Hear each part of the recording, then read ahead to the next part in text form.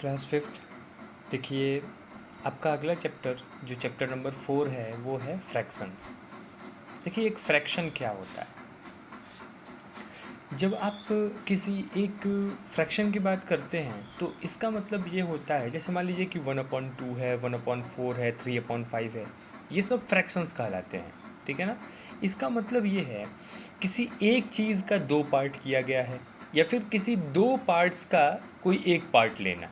इसको दो तरीके से कहा जाता है। जैसे मान लीजिए कि ये है 1/4 है तो किसी एक चीज़ का चार पार्ट किया गया है। ये 3/5 है यानी कि किसी 5 इक्वल पार्ट्स में से 3 को लिया गया है। यहाँ पे हो सकता है किसी 4 इक्वल पार्ट्स में एक को लिया गया है। यहाँ पे हो सकता है किसी 2 इक्वल पार्ट्स में एक को लिया गया है। ठीक है। इसको दो तरीके से कहा जाएगा, एक कि एक चीज़ का चार पार्ट किया गया है या फिर किसी चार इक्वल पार्ट्स में से एक को लिया गया है। इस बात को ध्यान दीजिएगा कि एक चीज़ का चार पार्ट किया जाना या फिर चार इक्वल पार्ट्स में से एक को लेना, तीन चीज़ का 5 इक्वल पार्ट्स करना या फिर 5 इक्वल पार्ट्स में से 3 पार्ट्स को ले लेना, ये आपका फ्रैक्शन कहलाता है। ठीक है। अब देखिए, इसमें टाइप्स आपको पढ़ने हैं। जैसे मान लीजिए कि पहला आपका इक्विवेलेंट फ्रैक्शन है। इक्विवेलेंट फ्रैक्शन क्या होता है। जैसे मान लीजिए कि आपका 1/2 है, तो अगर आपसे कहा जाएगा कि 1/2 का 2, 3, 4 इक्विवेलेंट फ्रैक्शंस लिखिए, तो आप कैसे लिखेंगे। देखिए, आप सिंपली 1/2 के न्यूमरेटर और डिनोमिनेटर, देखिए ये वाला पार्ट होता है न्यूमरेटर और ये वाला पार्ट होता है डिनोमिनेटर। ठीक है। तो आप 1/2 के न्यूमरेटर में 2 से और डिनोमिनेटर में 2 से, मतलब दोनों में सेम नंबर से मल्टीप्लाई कर देंगे। जो आएगा यानी 2/4 आया है ना, तो ये 2/4 1/2 का क्या है, इक्विवेलेंट फ्रैक्शन है। ये एक हो गया। दूसरा अगर पता करना है तो देखिए 1/2 का हमने ऊपर नीचे किससे मल्टीप्लाई कर दिया है, 3 से कर दिया है, ये 3/6 हो गया। ये भी एक इक्विवेलेंट फ्रैक्शन है 1/2 का। अगर एक और पता करना है तो आप 4 से मल्टीप्लाई कर दीजिए ऊपर नीचे, आपका आ गया 4/8, ये एक और हो गया आपका इक्विवेलेंट फ्रैक्शन। ठीक है। तो इस तरह से आप इक्विवेलेंट फ्रैक्शंस लिख सकते हैं। ठीक है। चाहे कोई भी नंबर हो, यहाँ पे 1/2 की जगह पे कोई भी फ्रैक्शन आ जाए, आप इक्विवेलेंट फ्रैक्शन बना के लिख सकते हैं, कोई आपको प्रॉब्लम नहीं होना चाहिए। ठीक है। जब भी आपको दो चाहिए तो 2 से और 3 से ऊपर नीचे 2 2, फिर ऊपर नीचे 3 3 मल्टीप्लाई कर दीजिएगा, आ जाएगा। अगर आपको एक और चाहिए तो ऊपर नीचे 4 4 से मल्टीप्लाई कर दीजिएगा, आ जाएगा। ठीक है। अगला देखते हैं, fraction in the simplest form. अब सिंपलेस्ट फॉर्म में क्या होता है, जैसे मान लीजिए कि आपका 1/2 है या 5/6 है या 17/19 है। ठीक है। तो हम ये चेक करते हैं कि आपका जो 1/2 है, इसका न्यूमरेटर 1 और 2 दोनों किसी सेम नंबर से कट रहे हैं कि नहीं। जैसे 1 है और 2 है तो ये तो किसी सेम नंबर से नहीं कटेंगे, तो इसको छोड़ देते हैं। ये सिंपलेस्ट फॉर्म में है। 5/6, देखिए 5 भी 5 से कटेगा लेकिन 6 5 से नहीं कटेगा, है ना। इसका मतलब कि 5 और 6 ऐसा कोई भी कॉमन नहीं है, जो कॉमन नंबर नहीं है जो 5 और 6 दोनों को कटा दे। ठीक है। तो ये भी क्या है, सिंपलेस्ट फॉर्म में है। 17/19 भी जब आप चेक करेंगे तो इनमें भी कोई भी ऐसा कॉमन नंबर नहीं है जो 17 को भी कटा दे और 19 को भी कटा दे। ठीक है। दोनों में कोई कॉमन नंबर नहीं है, इसलिए ये क्या है, आपका सिंपलेस्ट फॉर्म है। अब देखिए, मान लीजिए कि 6/8 लिखा होता। ठीक है। तो 6/8 को 2 एक ऐसा नंबर है जो दोनों को ही कटा रहा है ना। 2 देखिए, 2 3 जा 6, 2 4 जा 8, यानी कि 2 एक ऐसा नंबर है 6 और 8 में जो दोनों नंबर्स को कटा सकता है। तो आप कटा दीजिए, 2 3 जा 6, 2 4 जा 8, यानी 3/4 हो गया। इसके बाद देखिए 18/30 भी अगर आप देखेंगे तो 18 और 30 भी आपका सिंपलेस्ट फॉर्म में नहीं है, क्योंकि ये भी 2 से कट रहा है, 3 से भी कट रहा है, 6 से भी कट रहा है। लेकिन हमको जिससे भी अच्छा लगता है, मतलब जिससे हमको प्रॉपर लगे उससे हम कटा सकते हैं। हम 2 से पहले कटाते हैं। 2 9 जा 18, 2 15 जा 30। ठीक है। इतना होने के बाद आप फिर चेक करिए कि ये सिंपलेस्ट फॉर्म में है कि नहीं है। ये भी नहीं है, क्योंकि ये भी 3 से दोनों कट रहे हैं, तो कटा दो, कट गया, 3/5 आ गया। अब 3 और 5 कोई भी ऐसा कॉमन नंबर नहीं है जो 3 और 5 को हटा दे। इसका मतलब ये है कि 3/5 क्या है, सिंपलेस्ट फॉर्म में हो गया है। ठीक है। तो ये है आपका फ्रैक्शंस, हाँ, ये आपका सिंपलेस्ट फॉर्म, किसी भी फ्रैक्शन को सिंपलेस्ट फॉर्म में करने का तरीका। आगे है टाइप्स ऑफ फ्रैक्शन। किस तरह से टाइप्स कौन कौन से हैं फ्रैक्शन के। अब मान लीजिए कि 2/7 है, 1/7 है, 4/7 है, 3/7 है। इसमें देखिए सब में, इस चारों फ्रैक्शन में एक कॉमन चीज़ है कि सबका डिनोमिनेटर सेम है, 7 7 7 7 है ना, सबका डिनोमिनेटर सेम है। तो ये क्या कहलाते हैं जी? ऐसे फ्रैक्शंस आपके लाइक फ्रैक्शंस कहलाते हैं। जिन भी फ्रैक्शंस के डिनोमिनेटर सेम होते हैं वो लाइक फ्रैक्शंस कहलाते हैं। अब मान लीजिए देखिए 3/8, 5/9, 1/2 और 11/12, इसमें ना न्यूमरेटर सेम है ना डिनोमिनेटर सेम है, ठीक है। तो न्यूमरेटर से तो मतलब ही नहीं है, इसमें देखिए डिनोमिनेटर सेम नहीं है, तो ऐसे फ्रैक्शंस को हम अनलाइक फ्रैक्शंस कहते हैं। यानी कि जिन फ्रैक्शंस के डिनोमिनेटर सेम होते हैं वो लाइक फ्रैक्शंस कहलाते हैं, और जिन फ्रैक्शंस के डिनोमिनेटर सेम नहीं होते हैं वो अनलाइक फ्रैक्शंस कहलाते हैं, ठीक है। अब देखिए प्रॉपर एंड इम्प्रॉपर फ्रैक्शन, याद रखिएगा लाइक और इनलाइक का डेफिनेशन। अब प्रॉपर और इम्प्रॉपर देखिए, यहाँ पर देखिए 3/6 है, ये 5/6 है, ये 7/9 है, ये 2/5 है। सब में आप ध्यान देंगे तो देखिए न्यूमरेटर छोटा है, डिनोमिनेटर बड़ा है।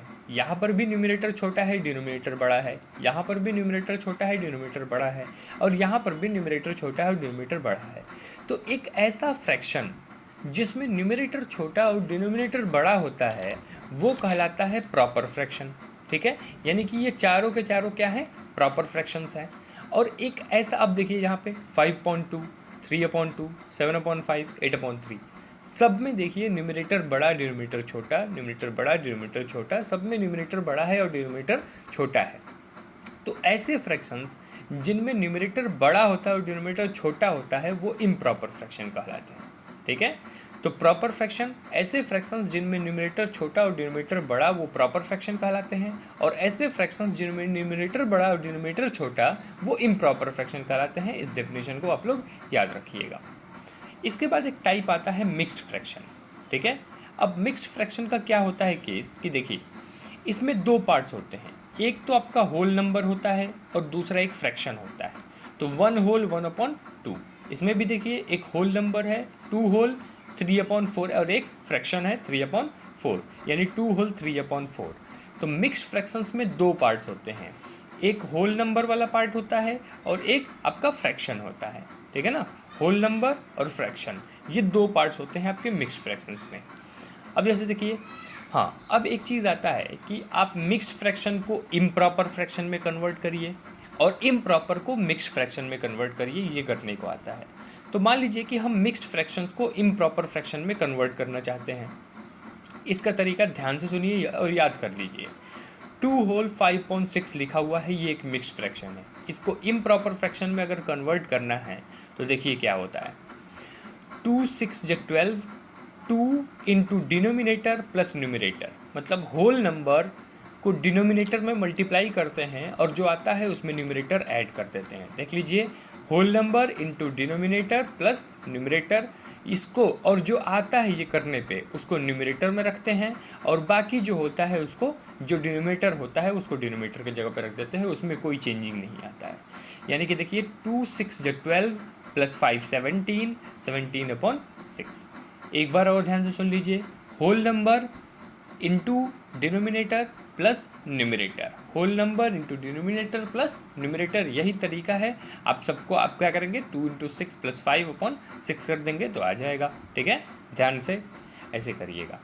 अब देखिए एक और एग्जांपल देख लीजिए, मान लीजिए कि 2 होल 3/4 है, तो होल नंबर यानी 2 × 4, डिनोमिनेटर 2 × 4 प्लस न्यूमिनेटर 3, जो आएगा उसको न्यूमिनेटर की जगह पे रखना है, यानी कि 2 × 4 प्लस 3 न्यूमिनेटर हो जाएगा, यानी 2 8 4 × 8 प्लस 3 11, 11 अपन डिनोमिनेटर तो डिनोमिनेटर की जगह पे रहता ही है, उसमें कोई बदलाव नहीं आता है, ठीक है।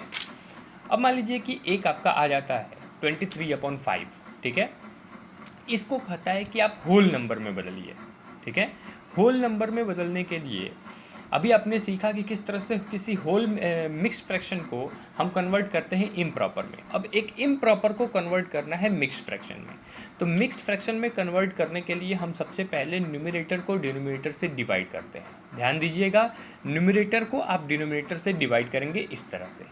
जब आप डिवाइड करेंगे तो देखिए 5 4 × 20, और यहाँ पे आ जाएगा रिमाइंडर 3, 4 कोसेंट और 5 तो आपका डिवाइज़र है ही, ठीक है।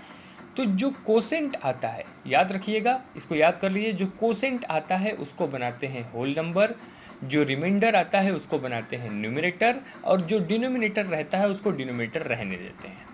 ठीक है, देख लीजिए, सबसे पहले आप डिवाइड करेंगे न्यूमरेटर को डिनोमिनेटर से आपका आया 4 से डिवाइड किए 3 रिमाइंडर आया, 4 कोसेंट आया। ठीक है, तो कोसेंट बन गया आपका होल नंबर, रिमाइंडर बन गया आपका न्यूमरेटर, और जो बचा बाकी जो डिनोमिनेटर है उसको डिनोमिनेटर रहने दिए। एक और एग्जांपल देख लीजिए, मान लीजिए 82/11 को कन्वर्ट करना होगा मिक्स फ्रैक्शन में, तो आप क्या करेंगे? ये देखिए, हमने न्यूमरेटर को डिनोमिनेटर से डिवाइड कर दिया, 82 को 11 से आप डिवाइड कर देंगे, 11 7 जा 77, 5 रिमाइंडर बच गया। ठीक है, तो देखिए होल नंबर ये हो जाएगा। ठीक है, होल नंबर आपका बन जाएगा कोसेंट, और रिमाइंडर बन जाएगा आपका न्यूमरेटर, और जो बाकी डिनोमिनेटर है वो डिनोमिनेटर ही रहेगा। ये आपका बन गया, क्या हो गया, ये एक आपका होल मिक्स फ्रैक्शन में कन्वर्ट हो गया। इस तरह से आप मिक्स फ्रैक्शन में कन्वर्ट कर सकते हैं। अब देखिए किस तरह से फ्रैक्शंस को कंपेयर किया जाता है।